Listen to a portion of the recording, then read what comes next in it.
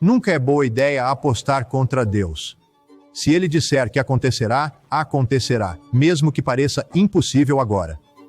Quando os céticos duvidaram do rearmamento alemão, nós no mundo de amanhã nunca deixamos de dizer, sem reservas, que a Alemanha passaria por um ponto de viragem do pacifismo para o militarismo. Por quê? Devido à profecia bíblica. Após a Segunda Guerra Mundial, a Alemanha não queria voltar ao seu passado militar. Parecia a todos, e ainda parece à maioria das pessoas, que aquela nação tinha aprendido a lição e jamais voltaria a declarar uma guerra ofensiva contra os seus vizinhos. O guarda-chuva nuclear dos IEUA manteria os vizinhos do leste afastados. E com a desintegração da União Soviética, a ameaça de guerra pareceu chegar ao seu termo. A Guerra Fria tinha chegado ao fim. A preparação militar diminuiu, mas os Estados Unidos ainda carregavam o fardo de proteger o continente. Enquanto os presidentes americanos falhavam em pressionar as nações da NATO a pagar os seus acordados 2% do PIB em despesas militares, o presidente russo Vladimir Putin, invadindo a Ucrânia, conseguiu esse objetivo de um dia para o outro. O chanceler alemão Olaf Scholz fez o seu famoso discurso Zeitunwende, que significa ponto de viragem, a 27 de fevereiro de 2022, apenas 3 dias após a invasão. A Alemanha não esteve sozinha entre as nações da NATO a anunciar aumentos nos gastos militares. E esta não é toda a história, pois vemos um enorme aumento de armamento pelo mundo. Quem pensaria que há um ano as nações europeias aumentariam os gastos de defesa para uns impressionantes 5% do PIB? Mas hoje, essa é a trajetória em que a maioria está empenhada. E a rapidez com que os países europeus estão a aumentar os gastos militares e a preparar-se para a guerra é surpreendente. Eu disse na introdução de hoje que o futuro está na Bíblia, e de facto está. O que vemos acontecer agora é o cumprimento de uma profecia bíblica muito específica para o nosso tempo. O mundo está a armar-se para a guerra, e isto é verdade para a Europa, Ásia, Médio Oriente, América do Norte e outros. Percebe que isto foi profetizado há muito tempo? Repare nesta profecia em Joel, no 3º capítulo. Proclamai isto entre as nações, preparai-vos para a guerra, despertai os valentes, cheguem todos os homens de guerra. Que venham, transformai as vossas enxadas em espadas e as vossas podouras em lanças. Diga ao fraco, eu sou forte. Houve outras vezes de aumento militar. A Segunda Guerra Mundial foi certamente uma delas. Nunca antes na história houve um conflito verdadeiramente mundial que acabou por tirar a vida a uma estimativa de 70 a 85 milhões de pessoas. O que torna a profecia de Joel tão significativa? A resposta tem a ver com o prazo. O foco das visões de Joel é o dia do Senhor. Repare nisso no capítulo 2, a partir do versículo 1. Tocai a trombeta em Sião e proclamai o alarme no meu Monte Santo. Que todos os habitantes da terra estremeçam, porque o dia do Senhor está próximo. Pois é um dia de trevas e escuridão, um dia de nuvens e de escuridão densa. Um povo que vem, grande e poderoso, tal como nunca houve outro. Nem haverá outro depois dele, mesmo por muitas gerações sucessivas. O dia do Senhor está em ambos os testamentos da Bíblia e é mencionado 32 vezes num contexto do fim dos tempos, quando Jesus Cristo regressar. É o cumprimento da festa bíblica das trombetas, chamada Rosh Hashanah pelos judeus. Pragas específicas compõem esse dia e são delineadas com o soar de 7 trombetas no livro do Apocalipse. É na última trombeta que Cristo regressa e Isaías revela que o dia do Senhor, o tempo destes 7 toques de trombeta, ocorre durante um período de tempo de 1 ano. Está aqui em Isaías 34, versículo 8. Pois é o dia da vingança do Senhor, o ano da retribuição pela causa de Sião. Tudo sobre o dia do Senhor mostra que é um tempo de guerra e destruição quando a ira de Deus será derramada sobre a humanidade rebelde e não arrependida. Aqui está o que lemos do profeta Sofonias, capítulo 1, versículos 14 a 16. O grande dia do Senhor está perto, está perto e vem depressa. O ruído do dia do Senhor é amargo, ali os valentes gritarão. Aquele dia é um dia de ira, um dia de aflição e aperto, um dia de ruína e desolação, um dia de nuvens e escuridão espessa, um dia de toque de trombeta e alarme contra as cidades fortificadas e contra as torres altas. O aumento militar mundial maciço que observamos é o cumprimento direto de uma profecia encontrada no livro bíblico de Joel. Mas, como apontei, houve outras vezes na história em que as nações se prepararam para a guerra. No entanto, a profecia de Deus, registrada por Joel, é específica para um tempo único na história humana. Ele não se refere aos anos 1500, aos anos 1700 ou sequer ao século passado. Ele fala sob a nossa inspiração de Deus, de um período de tempo de um ano referido em 30 escrituras como o Dia do Senhor. Uma série de eventos que culmina no regresso de Jesus Cristo. Note que este apelo às armas ocorre no contexto da batalha final, quando as nações deste mundo, por mais difícil que seja de acreditar, se defrontam com o seu Criador. Joel 3, começando no versículo 9. Anunciai isto entre as nações, preparai-vos para a guerra. Despertai os homens fortes, que todos os homens de guerra se aproximem, que eles subam. Transformai os vossos arados em espadas e os vossos podões em lanças. Diga ao fraco, eu sou forte. Ajuntai-vos e vinde todas as nações e reuni-vos por todo o redor. Fazei descer os vossos valentes para lá, ó Senhor. Que as nações sejam despertadas e subam ao vale de Josafá, é mesmo fora de Jerusalém. Pois ali me sentarei para julgar todas as nações vizinhas. Mete a foice, pois a colheita está madura. Vinde, descei, pois o lagar de vinho está cheio. As cubas transbordam, porque a sua maldade é grande. Muitas e muitas multidões no vale da decisão. Porque o dia do Senhor está muito perto, ali no vale da decisão. Ainda não chegamos ao tempo conhecido como o dia do Senhor, mas leva tempo a fabricar armas de guerra. Quando Joel diz que é preciso preparar para a guerra, isto tem de vir antes da batalha final mencionada uns versículos depois. Vamos explorar mais a fundo o que a Bíblia descreve como este dia do Senhor. Tenha noção de que este é o tema central do livro do Apocalipse? Veja no capítulo 1, versículo 10. Encontramos João, o último dos 12 apóstolos originais, a receber visões de Deus sobre eventos futuros enquanto estava prisioneiro na ilha de Patmos, no mar Egeu. Apocalipse 1, e versículo 10. Eu estava em espírito no dia do Senhor, e ouvi atrás de mim uma voz forte como de trombeta. Agora, alguns pregadores dizem-nos que o dia do Senhor significa domingo. Como a Bíblia, Cartas Vivas, de Kenneth Taylor, parafraseia de forma escandalosa, era domingo e eu estava a adorar. Há 3 razões pelas quais a ideia de que Apocalipse 1, 10 não se refere ao domingo está errada.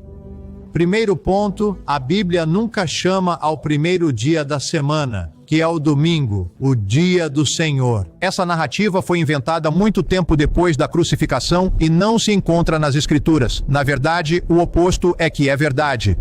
Agora, o segundo ponto. Se estivesse a falar de um dia da semana, seria o sábado, o 7º dia.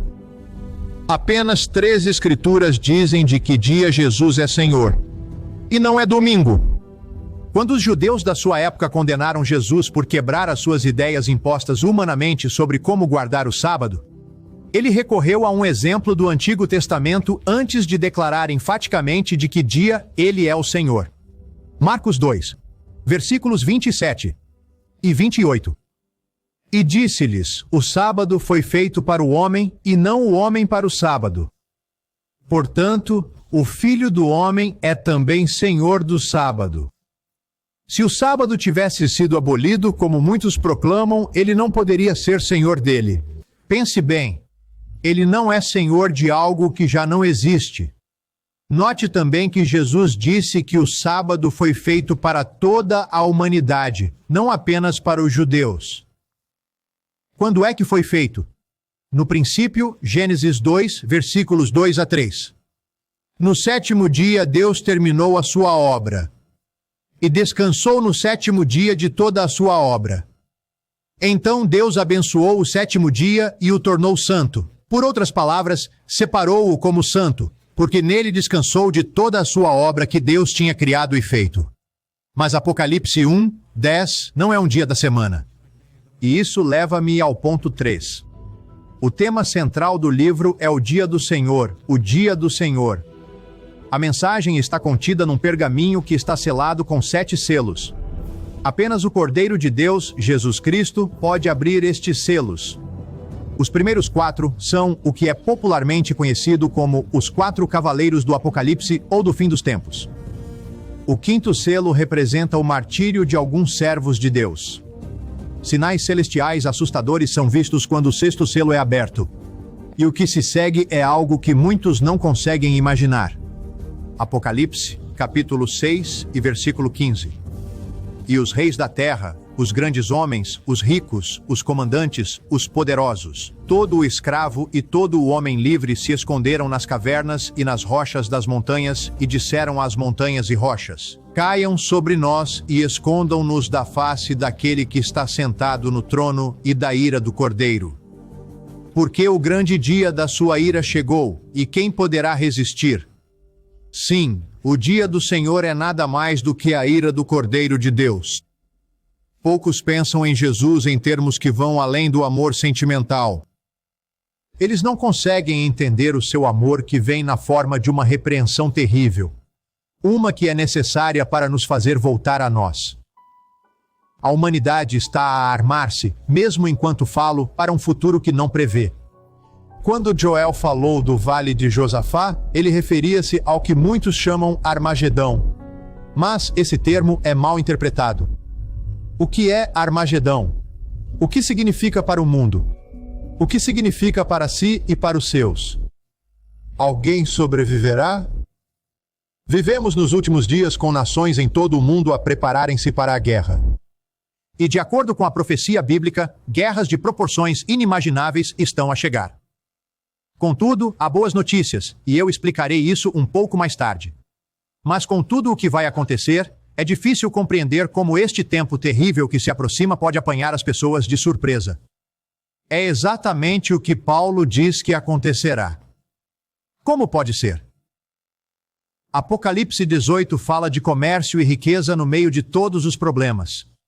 A vida continua e parece que continuará muito bem para muitos. Essa é parte da razão. Mas aqui está o aviso que lhe dei antes da pausa. Há também um momento em que o mundo pensará que a longa esperança de um tempo de paz finalmente chegou. Quando isso acontecer, quando as pessoas pensarem que a paz finalmente chegou, não se deixe levar pela euforia desse momento, não vai durar. Veja o que diz em 1 Tessalonicenses 5, versículos 2 a 4. Pois vós mesmos sabeis perfeitamente que o dia do Senhor vem assim como ladrão de noite. Quando disserem paz e segurança, então lhe sobrevirá destruição repentina, como as dores de parto a uma mulher grávida. E não escaparão. Mas vós, irmãos, não estáis nas trevas, para que este dia não vos apanhe como um ladrão. Apesar das boas intenções dos homens e mulheres que procuram a paz, a humanidade simplesmente não sabe o caminho para a paz. Assim diz Isaías 59 e outros lugares. Eis o que dizem 6.000 anos de história. Os visitantes das Nações Unidas em Nova York podem reparar numa estátua de um homem musculado a transformar uma espada numa enxada para uso agrícola. Foi esculpida por um artista russo e oferecida às Nações Unidas pela antiga União Soviética. Sabe de onde vem a inspiração para esta impressionante estátua? A mensagem vem do livro de Isaías e é de natureza messiânica. Por outras palavras, descreve o reinado do Messias, Jesus Cristo, após o seu regresso para reinar na terra. E põe fim à guerra. Repare nisso em Isaías, capítulo 2, versículo 4. Eles transformarão as suas espadas em relhas de arado e as suas lanças em podões. As nações não levantarão a espada contra outra nação, nem mais aprenderão a arte da guerra. Isto também é repetido pelo profeta Miqueias, no capítulo 4, versículo 3. Isto parece bom demais para ser verdade? Acredita nisto, mais importante? Não pense que isto não se concretizará. Se Deus conseguiu predizer uma acumulação militar mundial maciça que ocorreria pouco antes do retorno do seu filho, pode ele não trazer a paz que prometeu? Novamente, nunca compensa apostar contra Deus. A paz virá, mas somente depois de a humanidade ter chegado à beira do suicídio global. Essa mensagem encontra-se na Bíblia. Foi o que Jesus disse em Mateus, no capítulo 24, nos versículos 21 e 22. Pois haverá então grande tribulação, como não houve desde o princípio do mundo até agora. Não, nem jamais haverá. Se esses dias não fossem encurtados, ninguém sobreviveria. Mas, pelos eleitos, esses dias serão encurtados. Vemos duas profecias bíblicas contrastantes para o tempo em que vivemos e o que se aproxima de nós. O profeta Joel descreve um acúmulo militar mundial maciço que levará a uma batalha titânica perto de Jerusalém entre as nações do mundo e o retorno de Jesus Cristo. Veja de novo em Joel, capítulo 3, versículos 9 e 10. Proclamai isto entre as nações, preparai-vos para a guerra. Despertai os homens fortes, que todos os homens de guerra se aproximem, que eles subam. Batei as vossas relhas de arado em espadas e os vossos podões em lanças. Que o fraco diga, eu sou forte. Qualquer pessoa informada percebe que estas palavras estão a ser cumpridas enquanto vê este programa. Desde a Segunda Guerra Mundial, as nações nunca estiveram tão focadas em preparar uma guerra que acreditam que virá. Sim, houve a Guerra Fria, quando a União Soviética e o Ocidente construíram enormes arsenais de armas nucleares e os meios para as lançar, de modo a que pudessem assegurar a destruição mútua. A ideia de que, se cada lado possuísse poder destrutivo suficiente, nenhum se atreveria a usá-lo. Foi um jogo perigoso de blefe às cegas, com cada lado esperando desesperadamente que nenhum erro iniciasse uma cadeia impensável de eventos que destruiria a civilização. Felizmente, embora tenha havido alguns sustos, muito mais próximos do que a maioria das pessoas imagina, isso não aconteceu. Para ter uma ideia do quão perto estivemos da guerra nuclear, visite o nosso canal do YouTube e veja o nosso programa premiado de 2021, Segredos da Guerra Fria Revelados. Na Guerra Fria, Leste e Ocidente prepararam-se para a guerra, mas esperavam que não viesse. Contudo, as nações europeias hoje estão a preparar-se e a esperar que a guerra chegue, e num futuro muito próximo. Estão a preparar-se seriamente para se confrontarem com uma Rússia com poder nuclear. O diretor-geral adjunto Ragnar Veiknamets, da Autoridade de Saúde da Estônia, que supervisiona a preparação para a guerra, declarou enfaticamente: não é uma questão de se, ou seja, a Rússia atacará. É uma questão de quando. E a BBC noticiou que o general alemão Carsten Breuer afirmou: somos ameaçados pela Rússia, somos ameaçados por Putin, temos de fazer o necessário para os deter. Ele avisa que a NATO deve estar pronta para um ataque em apenas 4 anos. Quanto mais cedo estivermos prontos, melhor. Isto foi em março de 2025. Quando vir este programa, o período de apenas 4 anos é agora, apenas 3 anos. Se isso acontecerá exatamente como se teme, veremos. Mas o ponto é que, seja qual for a causa, Deus, através do seu profeta Joel, descreve um acúmulo militar maciço para o fim dos tempos, e isso está a acontecer como ele disse. No fim, essas preparações de guerra serão contra o Rei dos Reis. Mas no aspecto positivo, Isaías profetiza exatamente o oposto de Joel. Em vez de transformar instrumentos de agricultura em armas de guerra, a humanidade transformará as armas de guerra em instrumentos para a agricultura.